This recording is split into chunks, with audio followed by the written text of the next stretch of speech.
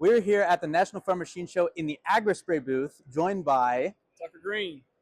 and we are going to ask him some questions. So, what is so special about your drones? I think something that is special about our drones, I know something that is special about our drones. I feel like we're in kind of a special scenario. There's a lot of drones on the market this year that are new, right? We were in the same predicament last year with the J100, and I feel like we're in a special scenario now because we have over 400,000 acres, fleet acres on this J150.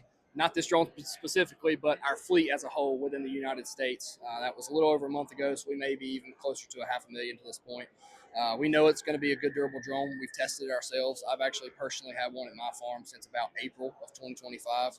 We put around 3,000 acres on that. We've also got an individual drone in Missouri that has over 20,000 acres on that drone with just three components that have been replaced on it: a flow meter, a pump, one motor due to bearing failure. That was around 13,000 acres. Preemptively.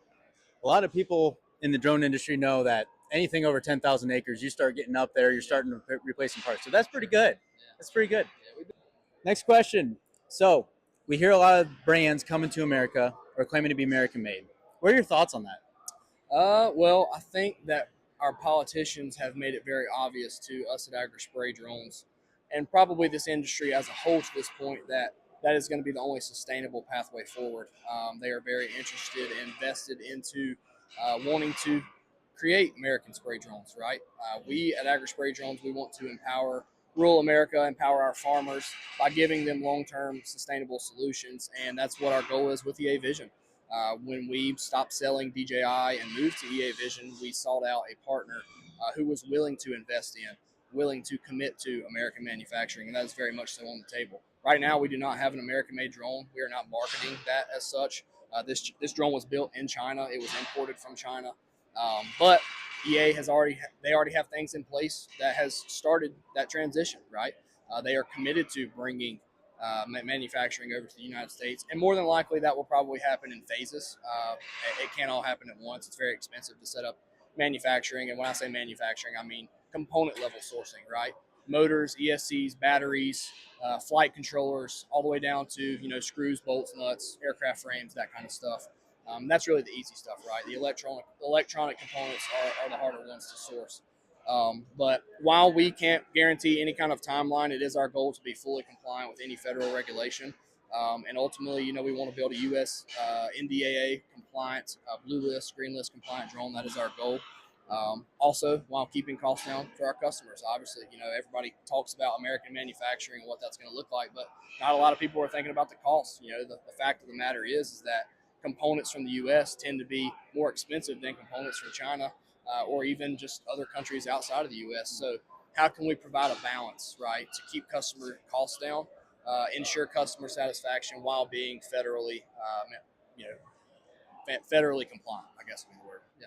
Yeah, absolutely. And I was actually going to ask you about the price. And obviously, American made, you're paying American labor. You're not able to charge low. So, do you foresee the price of drones going up as we get one, larger drones, but also two, American drones? It's kind of a loaded question. I think probably yes. The best way to predict the future is by the past, in my opinion. And so what we have seen, I've been in the spray drone industry since 2022. We bought our first drone from Taylor at Agri Spray, bought a T30. That drone ran us, I think, just shy around $30,000, something like that. And now we're buying $40,000 drones. So there has been a trend of, increasing prices since those days. We'll probably stay on that trajectory. I do feel like a lot of the advancements that will be made over the next decade will be battery technology advancements, energy density, electric motor technology, but even more so AI technologies, software technologies. I think has a lot to do with it. So if that's the direction it goes, then probably we can keep costs down. But with that being said, I think as drones obviously get larger, you take bigger motors, more battery, more energy storage, bigger generators, the whole cat's meow will be probably more expensive, but it's just a matter of how much, right? Yeah. Just a matter of how much. Yeah. It's hard to define that exactly what that looks like. All right, next question is regarding updates. So as of January 2027, we're not going to be giving any updates for Chinese drones. How do you see that impacting your operation? We talked about it a little bit in the last question. we are fully prepared to be federally compliant with any regulation that's out there. We are anticipating that we will be able to continue to push firmware updates, even though we have a Chinese drone. The actual software for the J150 is being rewritten here in America with American code, and we'll own the software. So, with that being said, with the legislation that is written, we are thinking that we will probably be able to continue to push firmware updates through the J150, and then obviously with the pipeline models that we've got coming down the stream. That is definitely something that we're big on is firmware updates, firmware development, because that's kind of the gift that keeps on giving with drones, right? Yep. You buy a drone now, and 6 months later, it's I don't know, maybe 5-10% more efficient just from software features. Mm-hmm. Yeah. So what drones do you guys have out there right now? Well, Agri Spray Drones as a whole has T30s, T40s, T50s from DJI. We've got the J100. We've got the J150s, and then soon to be the J70s that will be in the field. I think we still have absolutely the largest parts supply for DJI in North America, and obviously the only parts supply for EA Vision in America. Millions and millions of dollars of supply sitting on warehouse floors in Missouri already. EA Vision and DJI, we've actually got two separate warehouses. Not correlated with the brands, but we've got like a stock supply, and then we've got like an organized stock supply for our shipping team to be able to pick parts. Our average lead time is around 20 minutes from order to shipment. So usually our guys have it in a box within 20 minutes of ordering, and then we can overnight parts anywhere to the lower 48. And just to keep it short, but that was kind of how I got started with Agri Spray, was wrecked my T30. Agri Spray ordered the parts for me. I sent them pictures of the drone, actually. They ordered the parts for me. Obviously, I had to, well, no, it's actually covered by warranty, I think, at the time. But wrecked it at like 2 o'clock on the afternoon. 8 a.m. the next morning, I had parts sitting on my doorstep. My drone was fixed and back in the air less than 24 hours after it crashed. And that was support that, just was, it blew me away, right? That was empowering rural America. That was something that I want to be a part of. So, yeah, absolutely. Yeah, and that's pivotal to keeping any of us drone operators going, is making sure we don't have that downtime. Sure, yep. That's Our awesome. plan to continue to support the drones that we've got in the field is obviously ever changing, right? Parts supply is a big part of that. Our local dealer network is a huge part of that as well. That's something that we rely on greatly as local support. I think the entire ag industry relies on local support, from tractors to combines to anything really. It's just local support based, and so we try to emulate that with our local network. We've got the largest dealer network in the entire U.S. Well over 100 dealers in the United States that support our products. So more than likely, if you were into spray drones, there is somebody local to you carrying parts, carrying drones, and all the different things.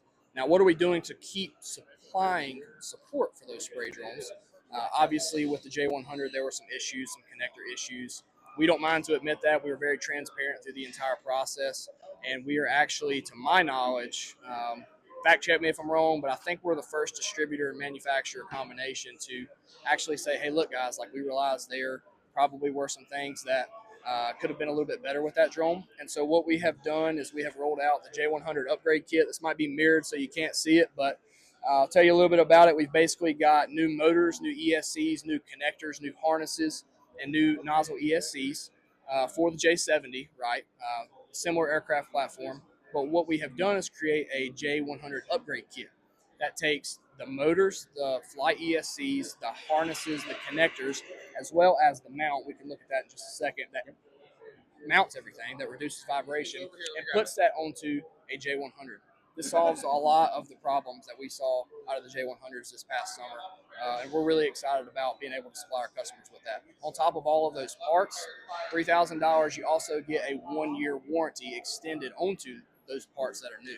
So if you were to have a connection failure, if you were to have a motor failure, or ESC failure, that's the second year of this spray drone, but you've got an additional year's warranty on those components with this upgrade kit.